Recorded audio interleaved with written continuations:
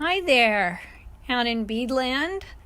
Leslie Rogalski here, Creative Director for the Beadsmith, and as promised, I'm going to take you through how easy it is to make Tila bead bracelets and following the trend of stacking them. These are really fast and easy once you get going, so you can just make a lot of them. They use a bunch of materials I'm going to take you through, but one cool thing is that these are adjustable. So they're fitting pretty much everybody, and you don't need to know any stitches. This is just stringing. Hello, Maria. Hi, Carol, another fan of Tila Beads. And Stephen. Hi there, everybody. So check this out. Let me take you through the materials to do these stackable friendship bracelets. Of course, we have the Tila beads. Now, my bracelets use all 3 sizes of Tila beads. We have the regular hole sizes that are like little squares. Then Tilas also are in half sizes.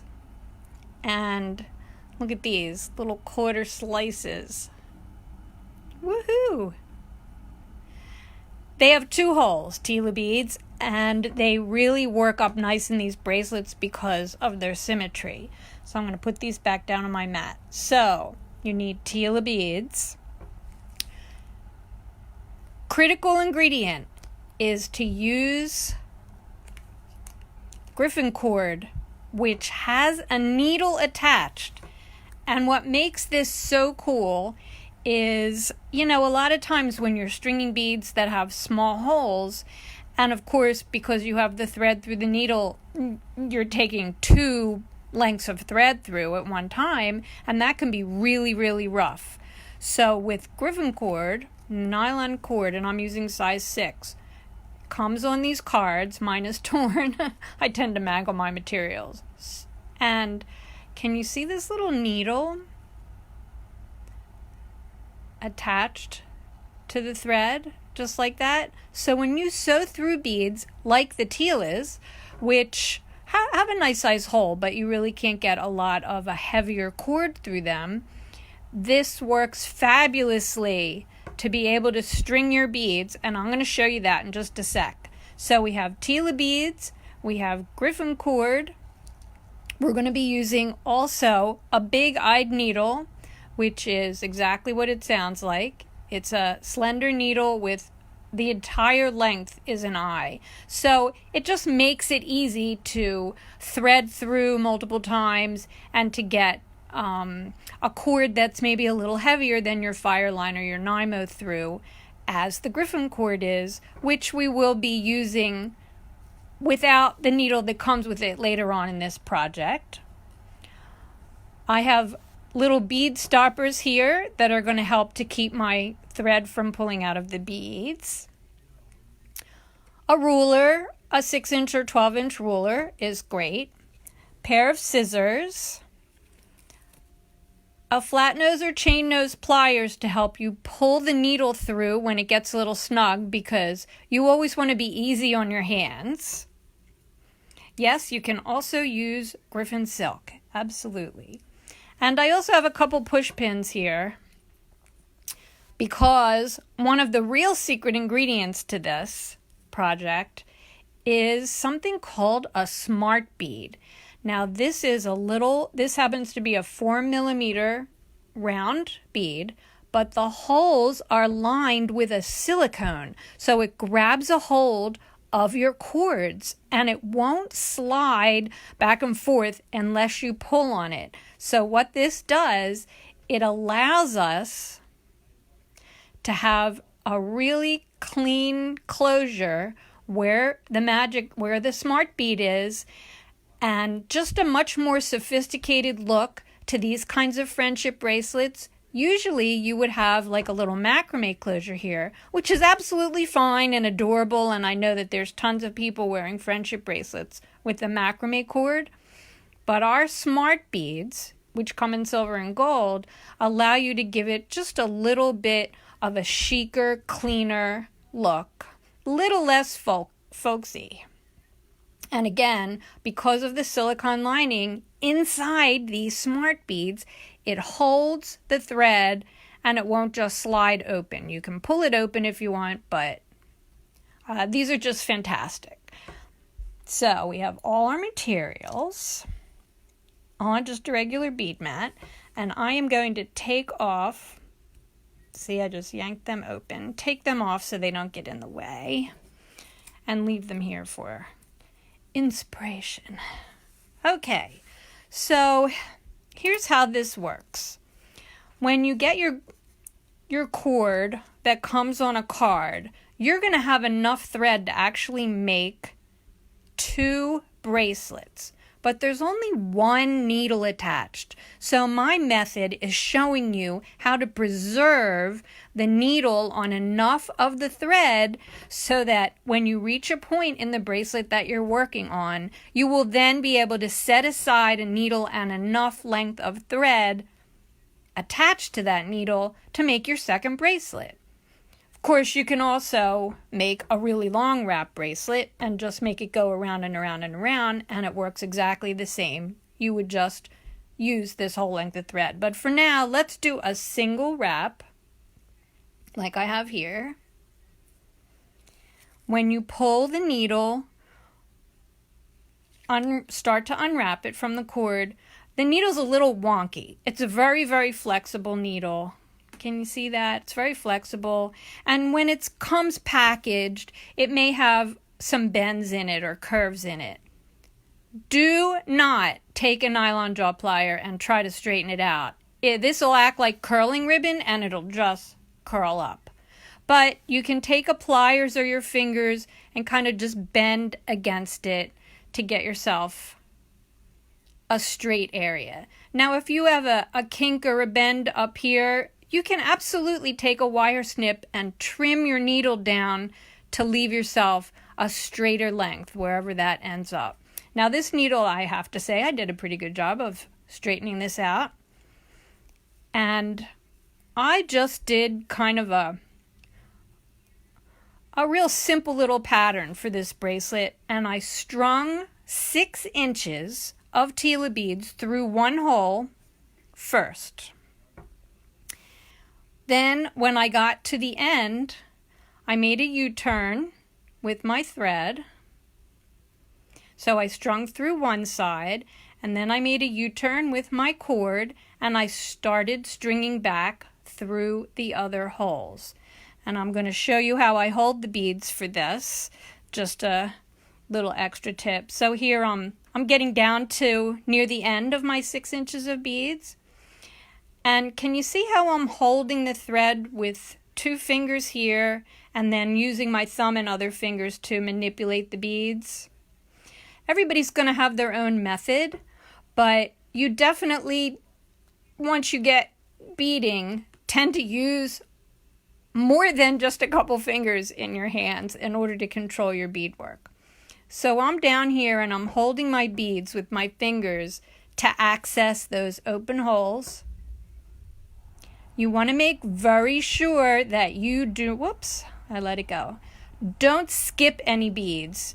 So as you string, you'll be able to see if you're skipping any beads when you come through the second hole.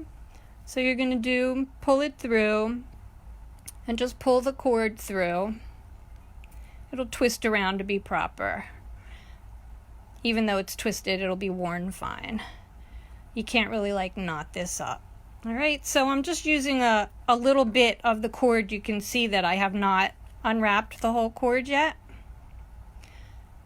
Because remember, I want to show you how you get this started, and then you're going to preserve the needle end of the thread for another bracelet. So here I'm down to my last beads in my 6 inches or so of the Tila beads.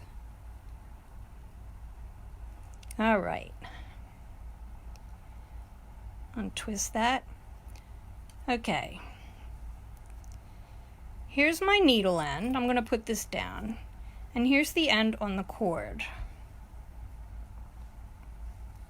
Now, you want to end up with about 6.5 inches of thread of the cord coming out of both ends of your bracelet. Let's get this background distraction out. So what you're going to do now is, here's the card with everything on it. You're going to want to unwrap all the rest of the thread from it. You have about 2 meters of cord on your card, so you're going to unwrap everything. And you're going to pull that shorter by pulling against the little loop end. So as you pull, you don't pull the end that has the needle. If you want, you can put a bead stopper on there for now. So we're going to, I just have my fingers in the loop. I'm holding on to the end. I don't want to be pulled out of the beads. And I'm just going to pull the long thread. And I'm pulling the long thread this way and holding onto the loop right here. And you're going to want to end up with, okay, so I still have a loop here. Now this is not going to pull out of the beads. Here's the tail that was wrapped around the cord. I want to leave myself about 6 inches, 6.5 inches. So I'm just going to eyeball it for this.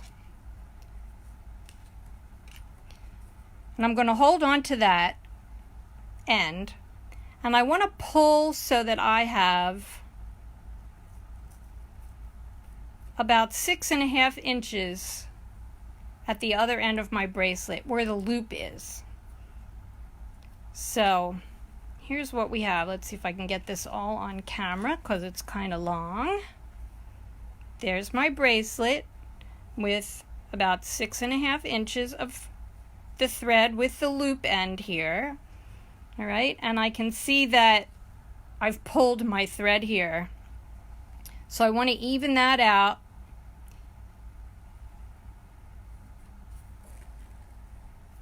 So that I have this much cord coming out of it. Now, the long cord with the needle is off to the side here. I'm just going to take my scissors now and I'm going to trim that part off. So now I have a whole other piece of cord here with the needle on it to use for another bracelet in the future. I'll put that aside. Okay. Grab my bead stopper. And I'm going to put it on, it doesn't matter which side really. I'm going to put the bead stopper on both ends near the tilas, both cords. At the other end, here I have my 2 cut cords. I put the stopper on my looped end. I'm going to make sure my beads, my Tila beads, are all kind of nice and together. And I'm going to make an overhand knot close to the last Tila with both the beads. So here's my method. I bring the 2 threads around my fingers and take them off my fingers. And you want to bring your cords through that knot, through that loop. So I have an overhand knot. And I'm going to carefully ease my knot down right up to the tilas and pull my overhand knot snug like that. I'm going to do the same thing at this end where the looped thread is. Take my stopper off. Make sure my beads are now nice, my tilas are nice against the end that's now knotted. And you can cut the loop now or wait, but I'm going to do the same thing. I'm going to bring my cords around my 2 fingers and then bring that end through the loop I just made, carefully and easily sliding my knot down to the Tila beads. There you go. All right, now I'm going to cut that because we need to have the 2 cords. What we're doing next is we're going to twist the cords. I'll show you an example. Each of these single cord ends is actually the 2 strands from the beginning twisted individually, then twisted together and knotted. But before we do that, we have to put the smart bead on. So here's how this works. One at a time, you're going to take your cord and thread it on a big-eyed needle. Now I want to make a note here that these cords do unravel relatively easily. They're not going to start to unspiral, but the more you handle them, the more they're going to sort of get frayed a little bit. So you just want to be careful. And all you people chiming in, I'm not ignoring you. Thank you so much for watching. I am using regular Tilas as well as half and quarter Tilas, and I see people from all over the world tuning in, so welcome. Okay, so I have my 2 ends here. I'm going to string one, just a little bit, on a big-eyed needle. Now, remember I said that the smart beads are lined with a silicone, and I told you that I had push pins as some of my tools, right? Well, the silicone is very snug, so in order to help myself out, I figured out that by taking a push pin and sticking it into the smart bead and using a bead mat to kind of give me a cushion so that my pin pushes all the way through, I'm sort of stretching out the inside of these a little bit to make them easier to use, and I'm going to do it in both directions until I can get this to go all the way down my pin. And then I know for the size cord that I'm using, which is the size 6 Griffin cord, and this bead, which is a 4mm smart bead on the outside and 0.5 on the inside, now I know that I can string my bead.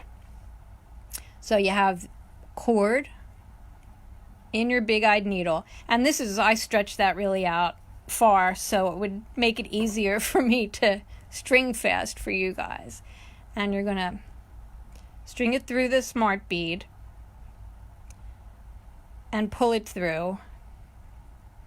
Take your needle off, string the other thread from the same bracelet end through the smart bead in the same direction, and you're going to feel it getting snug as you start to pull your threads through, because ultimately you're going to have 4 threads going through this bead.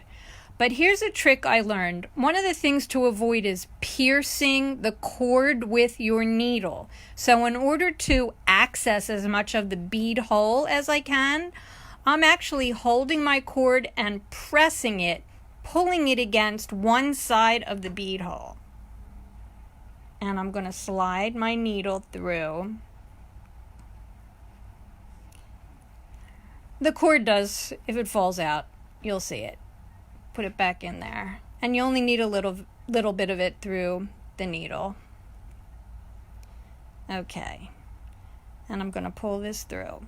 Now remember I said it starts to get snug. And you want to be easy on your hands. Alright.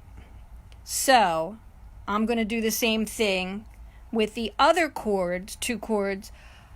These cords are going through this way. These cords are going to crisscross through this way. And they're going to get very snug in there. So to help yourself out, to help your hands, you don't want to stress your hands if you can help it.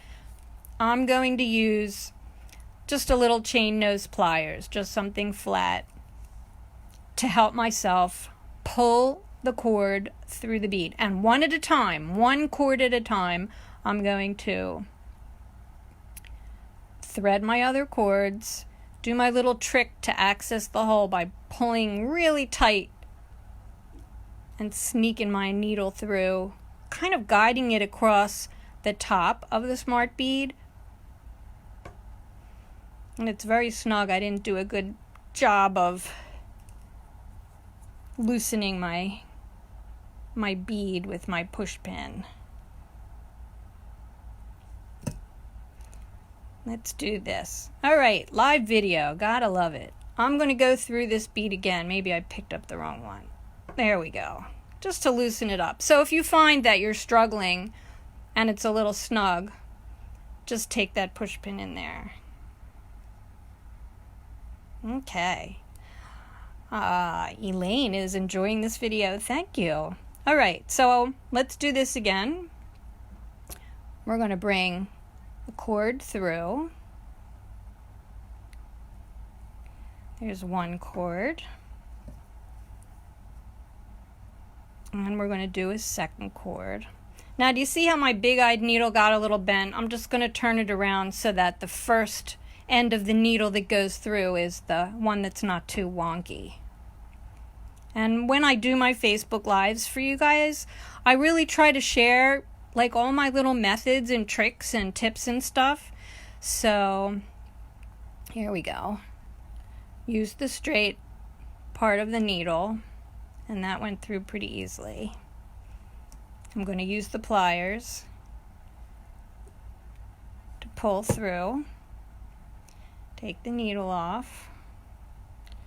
All right, so I have cords going one way, and now I'm going to have the cords going the other way. And I think I'm going to ditch that needle and take another needle that I have ready. Okay, so you see how this is sort of starting to uncurl a little bit. Don't worry about it. Just try to preserve that end. And now I'm going to go through the bead the other way. So these cords are coming this way. My new ones are going the other way. And for those of you that are wondering, yes, there will be a written tutorial for this. Eventually. Not today, sorry. All right. My hands are sliding on the needle, so I'm going to push through with my pliers. Oh, sorry you guys. Boy, I'm having some trouble with this. I made all those bracelets. What the heck? And now that I'm in front of you, there you go. All right, I'm going to use one that I've already done, but I'm going to show you how to twist your cords. Now, you have your threads through, and you're going to have one set. You're going to take one at a time. The cords have a natural spiral to them. So you're going to twist a cord in the direction of the spiral. And you can see how I'm twisting with my dominant hand and then holding it, twisting it. And what's going to happen is it's going to start to kink up on itself. You want that to happen. So I'm going to keep twisting that a little bit until it really goes almost all the way. Then I'm just going to hold on to it, and I'm going to take the other cord that's coming the same direction out of this bead, out of the smart bead.